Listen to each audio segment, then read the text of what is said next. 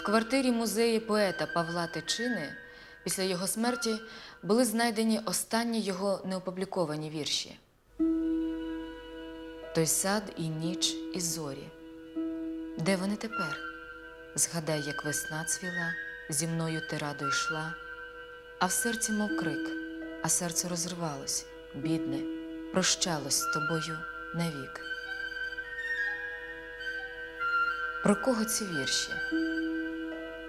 ХХ століття починалося смертями українських письменників: Старицький, Маркович, Грінченко, Карпенко-Карий, Леся Українка, Франко. Хто ж лишився? Мов би сама вічність кликала поета стати перед собою. А він же ще і не поет. Тичина раптом став модним у поетичних салонах з російщеного тоді Києва. Тоді ж він познайомився із родиною Коновал. Сестри Коновал, Інна, яку він ніжно називав Нюсею, та Поля, були для поета першою любов'ю. Своєрідною любов'ю, літературною. Саме така літературна любов заволоділа 20-річним чернігівським семінаристом, який вперше прочитав свої вірші на поетичному вечорі у Івана Коновал-Вороньківського 1913 року.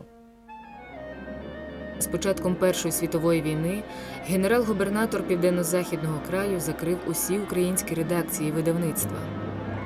Тим часом комерційний інститут з огляду на можливе наближення театру воєнних дій переведено з Києва аж до Саратова. І студент Тичина, щоб скласти зимові заліки 1915 року, добирався в теплушках аж на Волгу.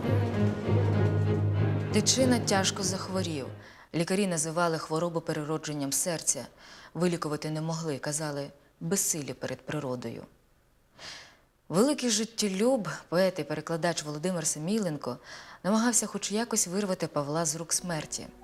«А паняймо, пане Павле, до мене в Добрянку. Там і бори соснові, і тиша, і спокій. Та засядемо з вами за моїх французів, і все буде добре та гаразд». Я хотів би, коли я умру, ах, якби мені вмерти улітку, щоб, закутавши в білу намітку, ви спалили мене у бору.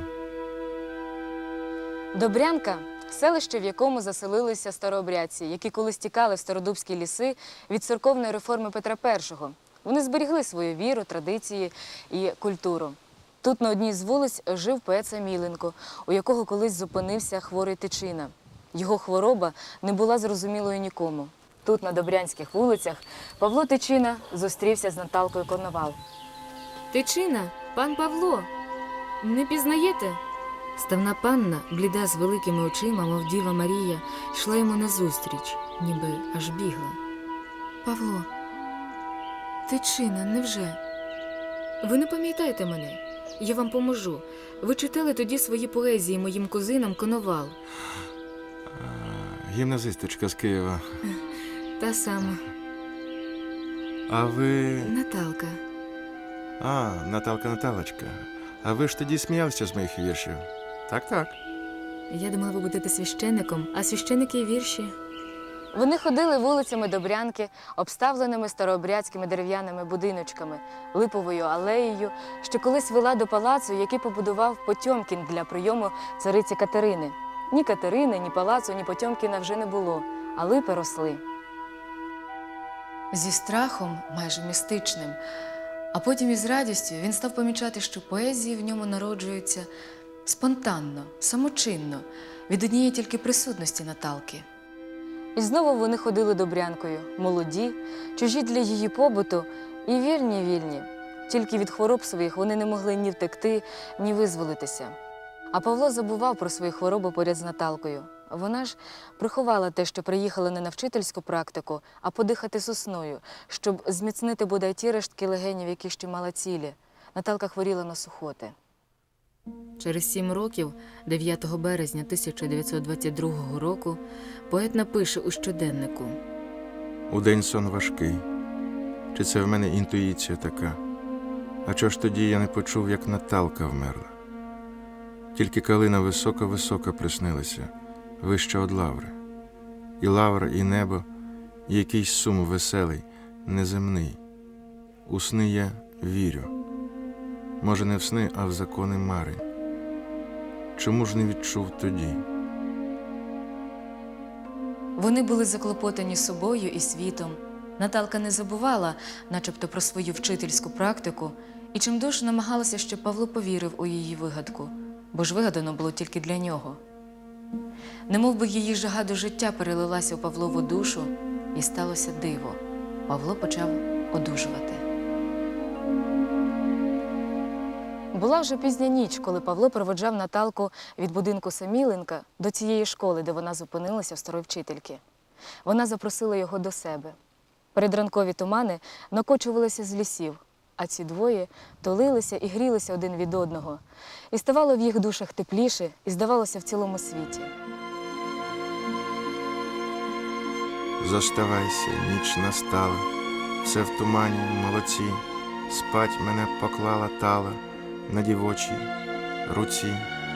Щось питає, обіймає, чисте, біле, молоде, і світає, і не світає, тільки ранок не йде.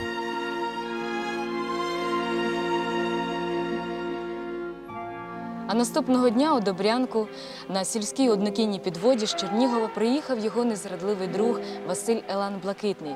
Невтомний Василь знову їм знайшов заробіток у земстві і навіть не спитав у Тичини про його здоров'я. Павло спитав Наталю. То як? Їдемо? Їдь, я тобі напишу. Я обов'язково тобі напишу. Я в інститут чи через Інну Коновал.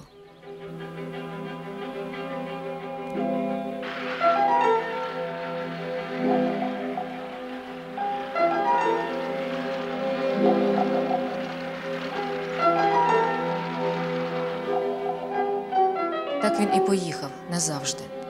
Наталку більше ніколи не бачив, вона зникла. Так він і не знав, чи була вона коли-небудь, чи це йому наснилося. Восени поховав матір, а взимку йому переказали з Воронькова, що панна Коновал просила його приїхати. Він найняв візника, довго їхав снігом та морозом, що навіть не міг відігрітися біля груби. Панна Інна вручила йому листа. Довго читав, перечитував страшного листа від Наталки. «Прощай, вмираю, люблю, Наталка».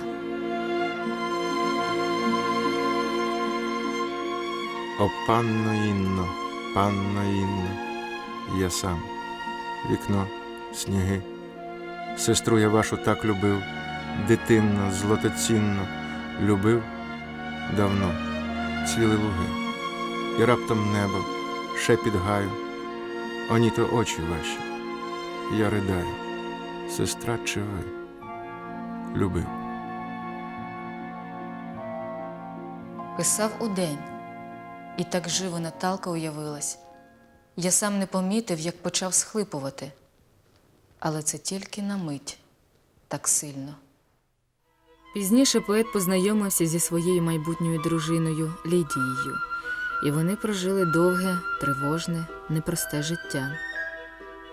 Він був відомий радянський поет, був на високих державних посадах, мав високі відзнаки і нагороди. Слово «кохана» в поезії Павло Тичина адресував лише Наталці. Яка сила почуттів, яка пам'ять серця. Він знову згадав про неї за 2 роки до смерті, коли написав вірш «Я кличу тебе», який був опублікований посмертно. Той сад, і ніч, і зорі, де вони тепер?